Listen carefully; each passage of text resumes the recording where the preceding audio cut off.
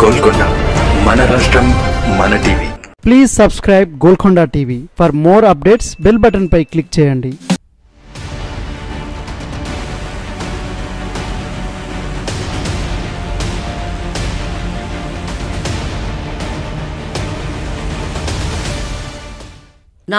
సీట్ల నినాదం, 370 స్థానాలలో విజయం సాధించాలన్న ప్రణాళిక. మరి దక్షిణ భారతదేశంలో ఉన్న ఆంధ్రప్రదేశ్, తమిళనాడు, కేరళలో ఇంతవరకు ఖాతానే తెరవలేదు. ఇక కర్ణాటకలో పోయినసారి 28 లోక్సభ స్థానాలకు గాను 25 స్థానాలు గెలుచుకొని సత్తా చాటింది. తెలంగాణలో 17 స్థానాలకు 4 స్థానాలలో విజయం సాధించింది. దక్షిణాదిన ఉన్న 130 స్థానాలలో 29 స్థానాలలోనే బీజేపీ విజయం సాధించింది. అంటే 101 స్థానాలలో గెలుపుకు దూరంగానే ఉండిపోయింది. ఈ నేపథ్యంలో ఈసారి పరిస్థితి ఏంటి? ఉత్తరాదిన గతంలో ఉన్న ఆదరణ ఉండదని తొలి మలి దశ ఎన్నికల పోలింగ్ గణాంకాలు చెబుతున్న నేపథ్యంలో దక్షిణాది ఈసారి బీజేపీకి కేంద్రంలో అధికారానికి దారి చూపుతుందా అంటే ఫలితాలు వస్తేనే కానీ ఏమీ చెప్పలేని పరిస్థితి. దక్షిణాది మీద స్పెషల్ ఫోకస్ పెట్టిన మోడీ పదే పదే ఇక్కడ ఏపీ, తెలంగాణ, కర్ణాటక, తమిళనాడు, కేరళ రాష్ట్రాలలో పర్యటించారు. దక్షిణాదిన ప్రధాని మోడీ ఇప్పటివరకు 146 సార్లు పర్యటించాడు.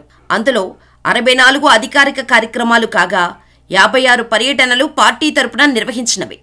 అంటే ఇక్కడ పాగా కోసం ఎంతలా శ్రమిస్తున్నారో అర్థమవుతుంది. ఈసారి తమిళనాడులో మెజారిటీ ఎంపీ సీట్లు దక్కించుకోవడం వీలు కాకుంటే ఓటు షేర్ పెంచుకోవడమే లక్ష్యంగా బీజేపీ పనిచేస్తుంది. 2014 మే 26 నుంచి 2024 ఏప్రిల్ 17 వరకు తెలంగాణ, ఏపీ, కర్ణాటక, కేరళ, తమిళనాడులలో మోడీ 146 సార్లు పర్యటించారు. తన 2 విడతల పదవీకాలంలో 73 సార్ల చొప్పున ఈ 5 రాష్ట్రాల్లో తిరిగారు. ప్రధాని కార్యాలయంలోని రికార్డుల ప్రకారం గత 3 ఏళ్లలోనే దక్షిణాది రాష్ట్రాల్లో 59 పర్యటనలు జరపటం గమనార్హం. ఈ లోక్సభ ఎన్నికల్లో దక్షిణాదిన తమ ఓట్లు, సీట్లు పెరుగుతాయని బీజేపీ అంచనా వేస్తుంది. 2019 లోక్సభ ఎన్నికల్లో ఏపీ, తమిళనాడు, కేరళ రాష్ట్రాలలో బీజేపీ ఒక్క సీటు కూడా గెలవలేదు.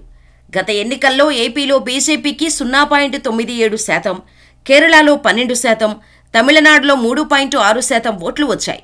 ఈసారి ఏపీ లోటు పొత్తులో భాగంగా 6 స్థానాలలో బీజేపీ పోటీ చేస్తోంది. తెలంగాణలో ఈసారి 10 సీట్లు లక్ష్యంగా పెట్టుకుని సర్వశక్తులు ఒడ్డుతోంది. అయితే పోయినసారి కర్ణాటకలో 25 స్థానాలు గెలవగా ఈసారి అక్కడ ప్రజ్వల్ రేవన్న సెక్స్ స్కాండల్ వ్యవహారం, అతను విదేశాలకు పారిపోవడం బీజేపీకి మెడకు చుట్టుకున్న వ్యవహారం.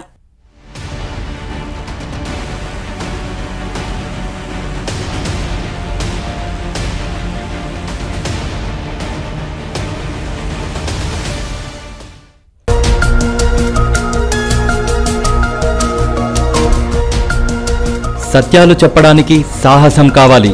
నిజాలు చెప్పే పత్రికలు రావాలి. నిజం మా నైజం.